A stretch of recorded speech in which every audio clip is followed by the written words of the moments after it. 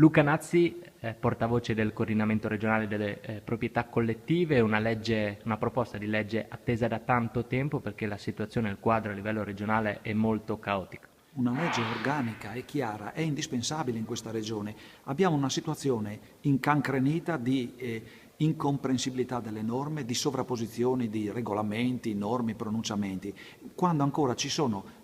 93 comuni che attendono ancora la conclusione dell'accertamento dei beni, un procedimento burocratico indispensabile che è partito nel 1927 e che non è ancora arrivato a capo di nulla.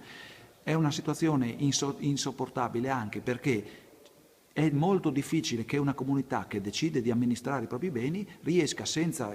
enormi difficoltà burocratiche a costituire il proprio comitato e a gestirlo serenamente con chiarezza di rapporti anche per esempio con le amministrazioni comunali, con il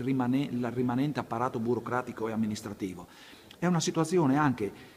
che va assolutamente presa in capo perché le comunità attendono in queste situazioni, in questi momenti di difficoltà e di crisi economica, attendono possibilità che potrebbero aprire ampi spazi di lavoro, ma anche di ottenimento di risorse utili per affrontare le difficoltà del sostentamento, per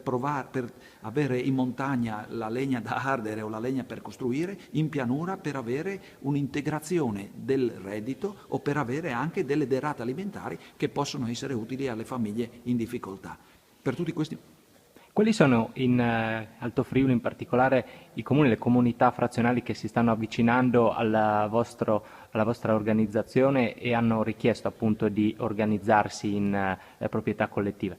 la comunità più anziana è la comunità di Forni di Sotto. Sono oltre un anno che attendono la convocazione delle elezioni. A seguire ci sono le comunità di Collina, di Forni a Voltri e c'è freschissima, e qui alla conferenza stampa di Violino e Bianchi ci sono i rappresentanti della comunità di Liaris, la comunità di Liaris si appresta a consegnare in comune la richiesta di votazioni. E poi abbiamo altri interessamenti di questo genere, le comunità di Valle Rivalpo, di Formeaso, di Cavazzo e ci sono molte altre comunità che attendono finalmente chiarezza e semplicità per poter muovere questo passo importantissimo.